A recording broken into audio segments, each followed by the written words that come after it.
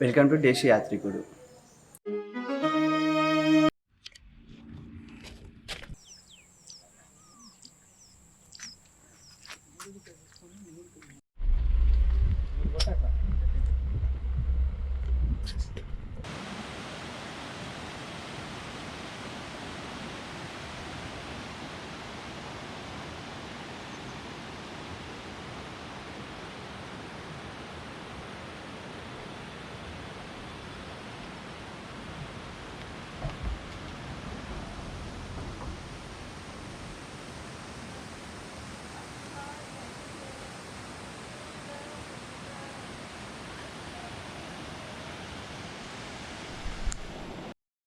నేను 33వ తరం వాడిని. ఇక్కడ స్వామివారి ఆలయంలో ప్రధాన అర్చకునిగా, మా కుమారుడు అర్చకునిగా, అభిషేక పురోహితుగా ఈ దేవాలయంలో బాధ్యతలు నడుస్తున్న. నా పేరు ఓరుగంటి సంపత్ కుమార్ శర్మ, నా కుమారుని పేరు ఓరుగంటి సతీష్ కుమార్ శర్మ. ఇక్కడ నలుగురం కూడా దేవస్థానంలో యథావిధిగా భక్తి శ్రద్ధలతోటి స్వామివారి నిత్య కైంకర్యాలు, నిత్య బ్రహ్మోత్సవాలు, నిత్య అన్నీ కూడా సక్రమంగా నడిపిస్తూ స్వామి కృపకు పాత్రులవుతున్నాము. ఓం గురుర్ బ్రహ్మ గురుర్ విష్ణు గురుదేవో మహేశ్వర గురు సాక్షాత్ పరబ్రహ్మ తస్మై శ్రీ గురవే నమః. ఓం శ్రీ లక్ష్మీ నృసింహాభ్యా నమః. శ్రీ లక్ష్మీ నృసింహ పరబ్రహ్మణే నమః. శ్రీ ఆంజనేయ స్వామినే నమః. శ్రీ గంఘనాధిపతయే నమః. ఇత్యాది నవగ్రహ స్వామి దేవతాభ్యో నమః. లింగాకారం త్రిపుండ్రాంకం కేవలం జ్ఞానమూర్తినం ద్వంద్వాతీతం మహోపాస్యం అభేదం శివకేశవం. స్వామి స్వయంభు లింగాకారంలో లక్ష్మీనరసింహస్వామి వెలిసినటువంటి పుణ్యక్షేత్రం ఇది. క్రీస్తు శకం 8వ శతాబ్దంలో శ్రీ స్వామివారు ఇక్కడ స్వయంభుగా వెలిసినట్లు చారిత్రాత్మక చరిత్ర ఉంది. పూర్వం ఇక్కడ ఉండే శ్రీవారి సముద్రం అంటే చెరువు, తటాకం, పెద్ద చెరువు. మహబూబ్నగర్ జిల్లాలో, ఉమ్మడి మహబూబ్నగర్ జిల్లాలో పెద్ద చెరువు, మినీ డ్యామ్ అనొచ్చు.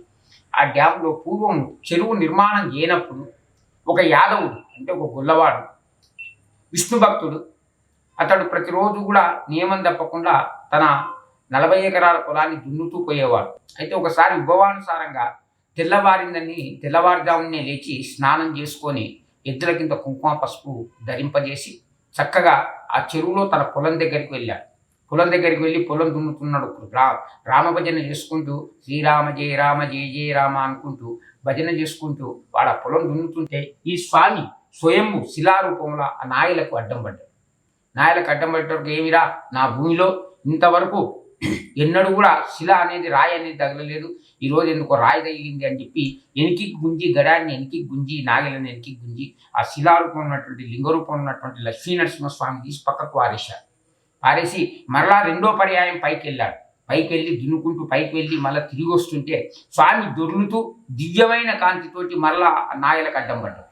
బయటవరకు ఏమిరా, మరలా గడగడకో రాయి వస్తుంది ఈరోజు, ఏం విచిత్రం అని చెప్పి ఆ తెల్లవారుజామున గమనించక సరే మంచిది అని చెప్పి ఎనికికి నాగలి గుంజి ఆ యొక్క శివలింగ రూపంలో ఉన్నటువంటి ఆ శిలారూపాన్ని తీసుకొని, అరే ఇది బాగుంది, గుండుగా బాగుంది, దేనికన్నా ఉపయోగించుకోవచ్చు, లేదు రుబ్బుకోవడానికో చేయడానికో దేనికైనా ఉపయోగించుకోవచ్చు, నాగల మీదకి బరువు పెట్టుకోవడానికి పనికి వస్తుందని చెప్పి భద్రపరచుకోవాలనే ధ్యేయంతో ఆ లింగాన్ని తీసుకొని చక్కగా తీసుకొని తన గట్టి దగ్గర భద్రపరచుకొని మరలా 3వ పర్యాయం పైకి దున్నుకుంటూ వెళ్ళి తిరిగి వచ్చేట వరకు స్వామి దివ్యమైన కాంతితో వెదజల్లుతూ గుండుగా దొర్లుకుంటూ వచ్చేటి వరకు వాడు భయభ్రాంతుడి కళ్ళు మూసుకొని లక్ష్మీ నరసింహ లక్ష్మీ నరసింహ లక్ష్మీ నరసింహ అనేటి వరకు స్వామి వానికి దర్శన భాగ్యం దర్శనం కలిగించేట వరకు అప్పుడు చేతిలో పట్టుకొని చూస్తే లింగాకారంలో స్వామికి కండు, ముక్కు, అభయహస్తాలు, త్రిపుండ్రం, ఊర్ధ్వకుండలాలు.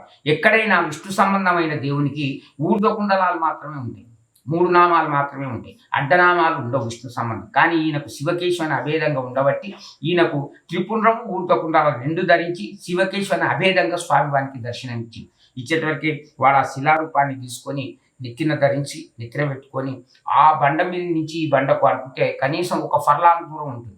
8వ శతాబ్దంలో ఒక మానవుడు 22.5 ఫీట్లు ఉండేవాడు.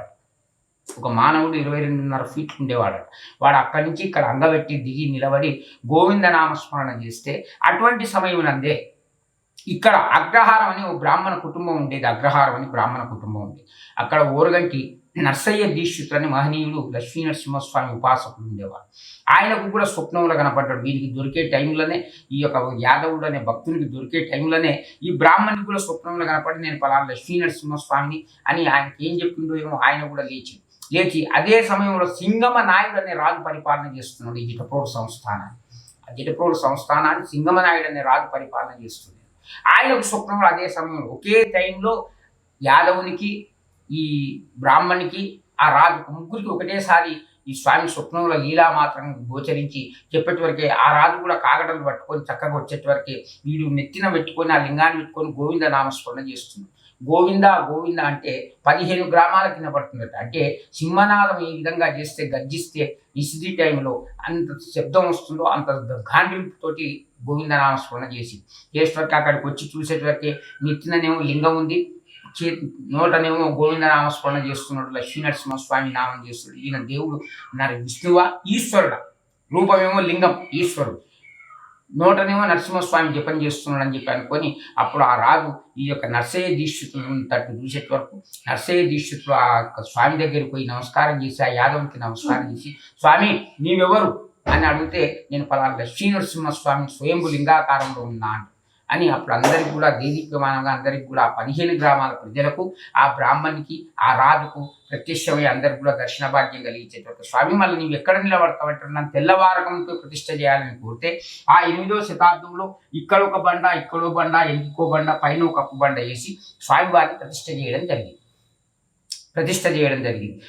ఆ విధంగా చేసి 3 రోజులు బ్రహ్మోత్సవాలు నడిపి ఆ తర్వాత ఎవరి తిప్పలు వాళ్ళు పోతే, అయ్యో మనకి ఇంటి దేవుడు ఇలవేపోయినట్టు స్వామి స్వయంభుగా లభ్యమైండు కాబట్టి మనం రోజు కూడా దీపారాధన చేస్తూ, నిత్య నైవేద్యాలు చేస్తూ, అన్న సంతర్పణ చేయాలి, అన్నదానం చేయాలని చెప్పి బ్రాహ్మణులందరూ కూడా సంకల్పించుకొని 380 బ్రాహ్మణ అగ్రహార కుటుంబాలు ఉంటే వాళ్ళు రోజు వంతుల వారిగా రోజు ఒకరు ఈ 386 కుటుంబాలకు వచ్చిన భక్తాదులకు అందరికీ కూడా భోజనపానాదులు చేస్తూ వాళ్ళందరినీ సంతృప్తిపరుస్తూ స్వామికి నిత్య పూజా కైంకర్యాలను ఓరుగంటి వంశీకులే ఈ రోజు వరకు, అంటే 33వ తరం ఈ రోజు వరకు.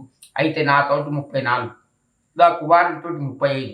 ఈ విధంగా స్వామికి సేవలు చేస్తూ సంక్రాంతి మొదలుకొని బ్రహ్మోత్సవాలు ప్రారంభమవుతుంది. సంక్రాంతి పండుగ రోజు నుంచి ఊర్ల నుంచి బండ్లు రావడం, చుట్టూ పల్లెల్లో 15 గ్రామాల నుంచి కూడా బండ్లు రావడం, చేయడం, తిరగడం, పోవడం జరుగుతుంది. తర్వాత మరుసటి రోజు కళ్యాణోత్సవం, ఆ మరుసటి రోజు ప్రభోత్సవం, 18వ తారీఖు రథోత్సవం, అంటే సంక్రమమైన 3వ రోజు రథోత్సవం జరుగుతుంది.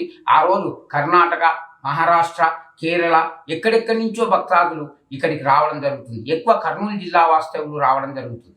అప్పటి నుంచి ఈ దేవాలయం నిర్వహణ బాధ్యతలు కూడా ఓరుగంటి వంశీకులే నిర్వర్తించడం జరుగుతుంది. ఈ రోజు వరకు, ఈ దినం వరకు ఓరుగంటి వంశీకులే అర్చకత్వం, పూజా కైంకర్యాలు చేస్తుంది. ఇటువంటి సమయం నందే సురభి వంశరాజులైనటువంటి వాళ్ళు వ్యవస్థాపక ధర్మకర్తగా ఉంటూ, ఇక్కడనే ఉంటూ వారు కూడా ఈ యొక్క దేవస్థానం అభివృద్ధికి పాటుపడుతూ గాలిగోపురం, ఇంకోటి కొన్ని నిర్మాణాలు చేయడం జరిగింది. ఈ విధంగా లక్ష్మీ నరసింహస్వామికి ఎనలేని సేవలు చేస్తూ 1 మాసం జాతర, బ్రహ్మోత్సవాలు, ఒక జాతర 1 నెల జరుగుతుంది ఇక్కడ. ఈ విధంగా విశేషంగా భక్తాదులకు మనసులో ఏ కోరిక ఉంటే ఆ కోరిక నెరవేర్చుకోవడానికి భక్తుల మీదకి స్వామివారు ప్రవేశించి వారి యొక్క విజయాలను అన్నిటిని కూడా నెరవేరుస్తూ వాళ్ళ మనసులో ఉండే సంకల్పాలను, వాళ్ళ యొక్క ప్రశ్నలను అన్నిటి కూడా జవాబులు చెప్తూ ఉంటారు. 1000 మంది ఇక్కడ వచ్చి దేవాలయం కంటే కనీసం 200 మందికి స్వామి ఆవాహన కావడం జరుగుతుంది. గోవింద నామస్మరణ చేత ఆ నిల్లాళ్ళు కూడా మారుమోగిపోయి రావడం జరుగుతుంది. ఆర్టీసీ వాళ్ళని అనుకోండి, చుట్టూ ఉండే వేరే వాళ్ళని అనుకోండి, డిపార్ట్మెంట్ దేవాదాయ ధర్మాదాయ శాఖ, ఆ తర్వాత హెల్త్ శాఖ, రవాణా శాఖ అందరూ కూడా దీనికి కావలసినటువంటి యొక్క సముదాయాన్ని అన్నింటినీ కూడా సదుపాయాలను భక్తులకు ఎలాంటి ఇబ్బంది జరగకుండా అన్ని కూడా సక్రమంగా నెరవేరుస్తూ ఆ నెల్లాళ్ళు బ్రహ్మోత్సవాలు నడుస్తూ స్వస్తి. ఓం లక్ష్మీ నరసింహార్పణమస్తు. ఓం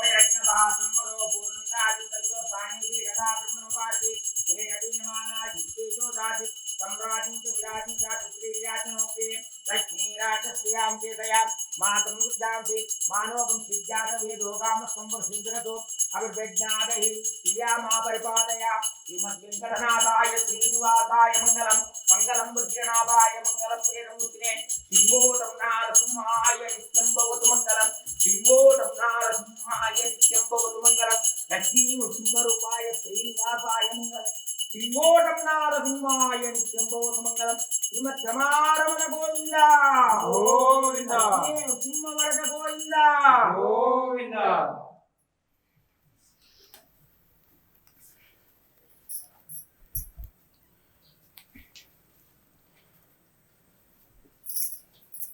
ఓం రాజాదిరాజాయ ప్రసయ్య సాయినే నమో వయం వై శ్రవణాయ కుమై సమేకా మాకా కామ కామాయ వయ్యం రాజేశ్వరో వై శ్రవణాదు కుబేరాయ వై శ్రవణాయ మహారాజాయ నమః ఓం విష్ణునాథే సత్యాయ ధన్యవాదాలు.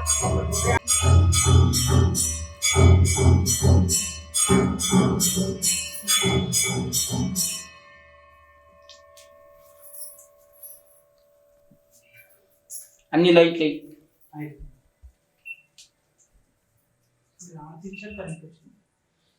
స్వామి కార్యక్రమాలు నడపడం జరుగుతుంది. అయితే ఈ 384 బ్రాహ్మణ అగ్రహారం కుటుంబాలు కూడా ఇక్కడనే నివసిస్తూ చేస్తూ ఎవరింట్లో కూడా పొగ రాజిల్లకుండా అందరూ కూడా 384 బ్రాహ్మణ అగ్రహారం కుటుంబాలే కాకుండా అందరూ కూడా భోజనపానాదులు చేస్తూ ఉండినారు. ఈ విధంగా ఉండేటివరకు చందులాల్ బహదూర్ అని చెప్పి నైజాం దగ్గర ఉండే ప్రధానమంత్రి ఒకసారి జటప్రోలు అనే గ్రామానికి రావడం జరిగింది. ఆయనకు స్వప్నంలో స్వామి దర్శన భాగ్యం కలిగించారు. అరే నాకు స్వయంభు లింగాకారంలో లక్ష్మీనరసింహస్వామి కనబడ్డాడని చెప్పి చక్కగా ఇక్కడ ఏతించి ఇక్కడ పూజా కార్యక్రమాలు అన్ని నెరవేర్చుకున్న తర్వాత మీరందరూ కూడా ఈ విధంగా ఇంతమంది భక్తాదులకు మీరు బ్రాహ్మణులు ఇంతమంది భోజనం చేస్తున్నారు, మీకు రాజాశ్రయం ఉండాలి అని చెప్పి అంటూ 270 ఎకరాల మాన్యం, రోజు ఒక నాణ్యం, అప్పటి కాలంలో ఉండే 8వ శతాబ్దం 9వ శతాబ్దంలో ఉండేటువంటి నాణ్యాన్ని సంభావన కిందికి ఇస్తే ఆ సంభావన మొత్తం కూడా కూడబెట్టుకొని ఈ 42 అంకణాల మంటపాన్ని నిర్మాణం చేసి బ్రాహ్మణులు ధన్యజీవులైన ఈ విధంగా స్వామి యొక్క ఆశీస్సులతోటి ఈ క్షేత్రమే కాకుండా అన్ని చుట్టుపక్కల ఉండే కృష్ణానది పరివాహక ప్రాంతంలో ఉండే ఈ ప్రాంతం మొత్తం కూడా దైవభూమి అంటారు. కొల్లాపూర్ నియోజకవర్గాన్ని దైవభూమి అంటారు. కారణం ఏమిటంటే శ్రీకృష్ణ పరమాత్ముడు పాండవులు సంచారం చేసినటువంటి ఒక ప్రదేశం. రాఘవేంద్ర స్వామి ఇక్కడ వచ్చి మంత్రోపదేశం చేసుకోవడం, తర్వాత మహనీయులు పోలుకల్లు సింగరయ్య గారు అని చెప్పేవారు, మహనీయులు మహాత్ములు ఎంతోమంది ఘోరమైనటువంటి తపస్సు చేసి స్వామిని ప్రసన్నం చేసుకొని అన్ని విధాల భక్తాదులకు అన్ని విధాల విషయాలు తీరుస్తూ ఇష్టకార్యార్థాలు తీరుస్తూ వాళ్లకు ఈ యథావిధిగా భక్తి శ్రద్ధలు కలిగి స్వామివారి అనుగ్రహం కలగడానికి ప్రార్థించిన వారే. హరే నమః. శ్రీమద్రమారమణ గోవింద. Like, share, subscribe. దేశీ అర్జుకుడు.